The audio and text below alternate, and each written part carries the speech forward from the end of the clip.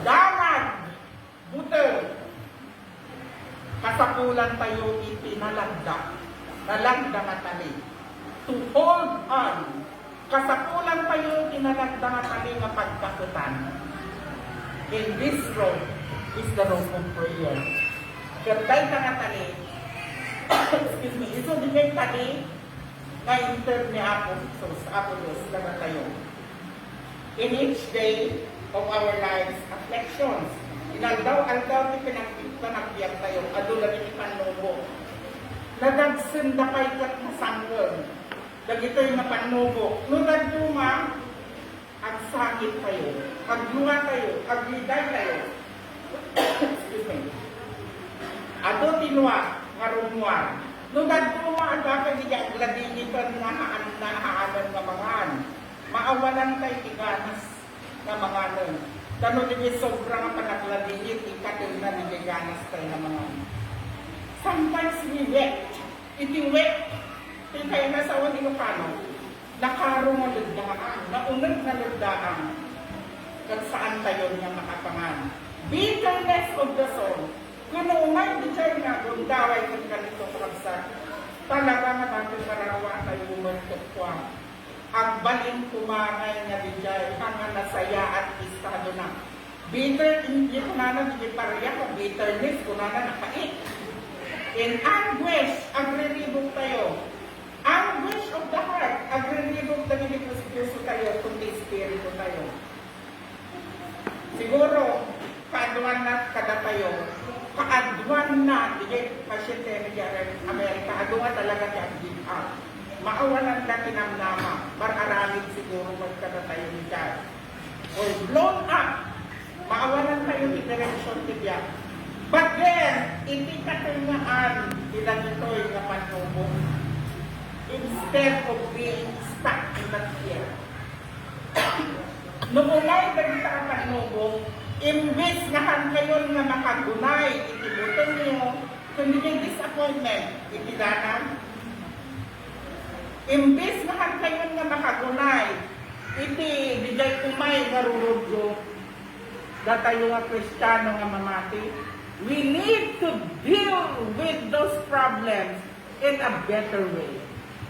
Kasapulan tayo masangwon da kita umay nga problema. Ipinasaysayakat nga panangsamot ken kapanunutan. Da kita dagduma nga nasan mga pay nga namati na ibang sila nagduma. Naragragsak da pay nga tayo nga mangsamo kada kita problema. So as Christian believers, we need to deal in a better way. Imbis na agad, tugtugaw at sangsangit tayo, itidanag ko. We could do more than that. Iso mabaliktadan tayo makapsat di dyan na sitwasyon. Iti pa nang sabot tayo ti problema. Through babaan iti kararag. Pray to the Lord. During those trials in life, probably bigay kararwa tayo nagduma maikan iti riribok. Ngam, no umay ti riribok kandanan, let your faith shine radiantly. Parang rangin nyo kadit silawag ni Apo kada kayo. As you kneel down and pour out your distress, agparintungan kayo kag ibagayo itidanag kag susuot ti biyagyo iti Diyos babaen iti kararag. Imamuli dandanin tayo magpas bigay Hebrew language, bigay pagsasaot ti Hebrew, ado ti kayat ka sa uwan ti kararag. Ngam bigay importansya ti sa uwa kararag. Ito bigay awagan dat ito bigay ngay palal kunada. Nung palal ko na ti Hebreo kada kayo is the heartfelt way of praying. Ada kami bigay karkararan mo na dumakapan mong palbilin laon. Minuhan diya karkararan, kawan mo ti alutiing taktakadon. Ang taktakan nagbilbilang ti alutiing. Nung palal ko na ti Hebreo is the heartfelt way of praying. Ngamin kadagkararan tayo, at data yung itisilid ti Apo. Tati ako ngayon at ayaban na tayo, isilin tayo, naglangupan tayo kapagsabihan. Every time we pray, turay sa dino nga lugar kayang tayo. Inawis na kayo ti Apo, iti mismo nga kwarto na, nga silid na, kada kararag tayo. So we need to have a heartfelt prayer being focused with our Lord. So every time we pray, kada kararag tayo, we could see ourselves. Dahil makita tayo, uray na uwan isargin isang wanan tayo, makita tayo si bubukal nga bagi tayo nga agpakaasin ti Apo, nga agdaw-dawat, iti bendisyon na. No tiyempo ti panagkararag, maminsan manen, laglagi po tayo nga agdakay iti kwarto ti Apo. Gagday pa nga kanito, nga panangayag na kada kayo, make all your requests to God. No kung ni Pastor, ulimot, intay tinaulimot ng panagkararag. It's the time for you that the Lord has called you personally in His room. Isungatay ka kanito, don't waste any seconds or minute. Kaaduan di kardino nga oras. Make all your requests to God. Uri makatuturo kayo ng yung panagkararag. Mag-isaon kayo ti Apo. Ay lang nakakabsat kini Kristo. Let's all take a moment. Di nyo maadaan tayo pumatika nito. Ma-inventar naman tayo dati bagi tayo.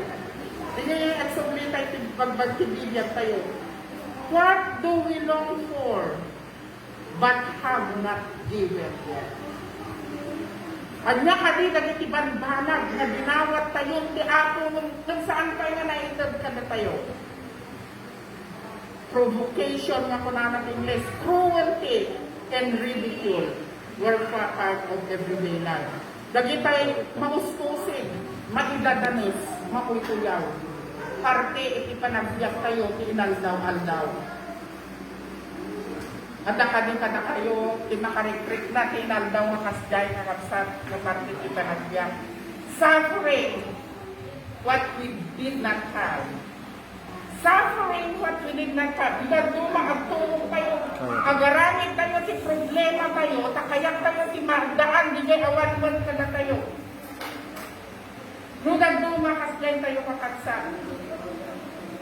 Nung umay di kay, agda di jay panakaanlilaw, hantay amo ni turungan tayo. Grab on unto your rope of prayer.